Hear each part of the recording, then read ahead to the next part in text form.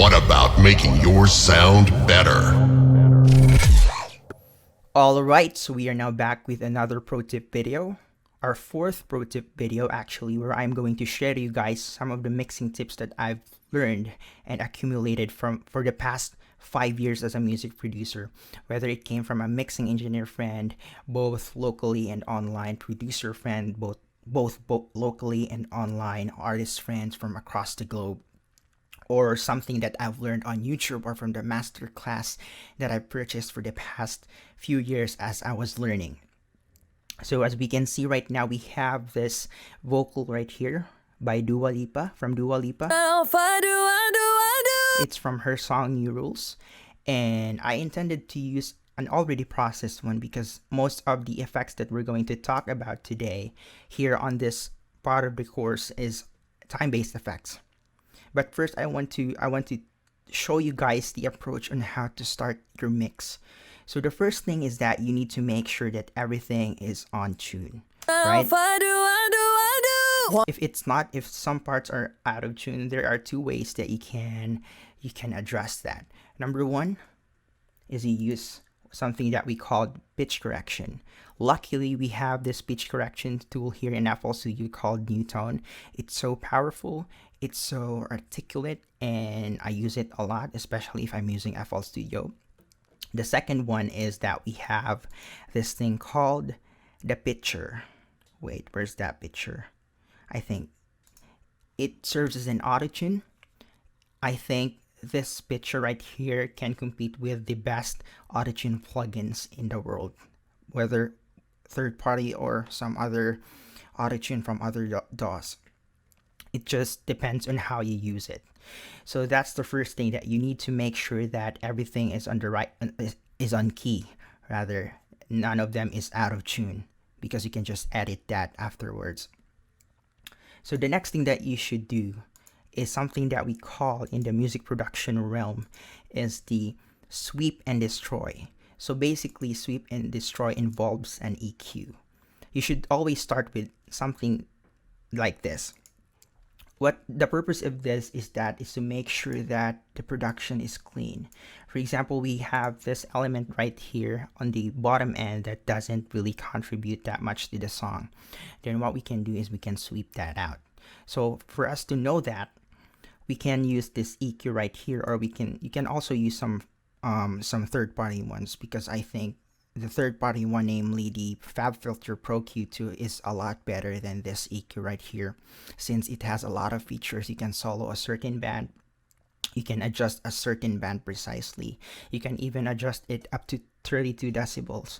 Right now, I think we're only allowed to boost up to 18 decibels, but there's a workaround for that. So let's analyze which frequency doesn't contribute that much. So what we can do is we can do a low pass right here, and we'll make it steeper that way. So let's move this down until we cannot hear some sounds anymore. Talking in my sleep at night. So this one. So now, since there's not much element on this part of the frequency range, we can now make this one as a high pass filter.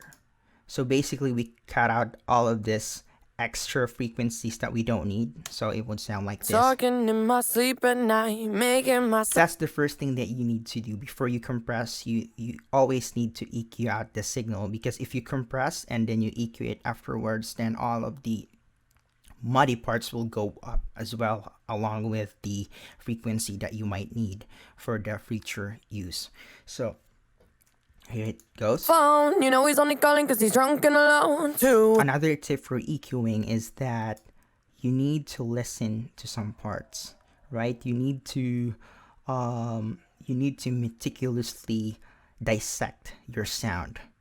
phone, you know he's only calling. That's why it's called search and destroy, because if you heard something bad on the frequency range, you can just swoop it out using this EQ. Phone, you know he's only calling cause he's drunk and alone. 2, don't let him in, you Like have to kick him out again. 3, don't be his friend, you know you. That's it. And then afterwards, you can now apply your compressors. It's either you'll use a third-party one, or you'll use the stock plugin inside FL Studio. Now remember that there's nothing really wrong with the stock plugins. I think they're good. There's a workaround for them. And yeah, that's it. But you have to make sure that it sounded good before you apply the time-based effects. So basically, there are a few types of effects here in FL, right? We have 2 types of plugin as well, the generator and the effects plugin. The generator are basically plugins that generate sounds, and the effects are basically something that can manipulate an audio, that can change the way an audio sounds. But inside the effects plugin, there are a few types, by the way. We have the dynamic processing plugins, effects plugins. We also have the time-based effects plugins. The time-based effects plugins are the plugins such as reverb, we have distortion, we also have delay. Basically, the effects that manipulates the time, that adds something on the actual audio. So the tip here in using a time-based effects plugin is that you always put it on an insert, another insert. For example, this is our process vocal. What I can do, and what you should always do, is you should route it on another insert, and this will act as an effects send, right? Now you can duck this one to the left or right, it depends on you. If you want it, duck to the right. See? Now I can name this reverb. Oops. Now in this insert, I can now apply a reverb, right? And since we are on an effects insert right here, we don't need the dry signal. We only need the wet signal at 100%, because we can just adjust this. The advantage of putting a reverb on an effects send is that you can edit it, just like how you can edit this entire audio by applying EQs, from applying dynamic effects. So what you can do is you can just adjust the size, adjust the diffusion. You can disregard this for now, because we can just use an external EQ for that. For example, this filter right here. So this filter actually edits how the reverb sounds. So you can actually mold how your entire production sounds by this. You'll be more flexible once you approach the mixing like this. So He doesn't love me, so I to myself. I can boost up some of the high ends for the reverb.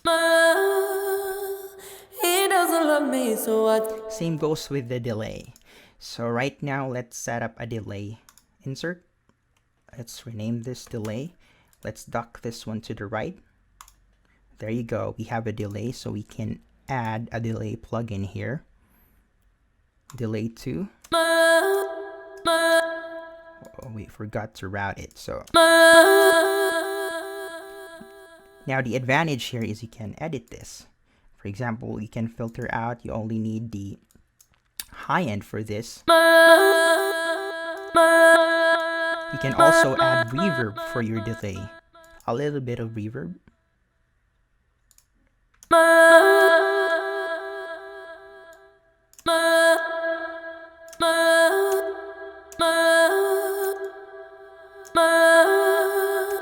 See? That's how it is. Now, I really suggest that you practice this one at home. You can download a bunch of practice stems online, and you can apply the same approach that we applied on Dua Lipa's voice in this part of the tutorial. So you can also practice recording yourself. Maybe you can record yourself on your phone, and you can transfer it on your FL Studio and apply the same thing that we did today. So I wish you good luck and have fun mixing.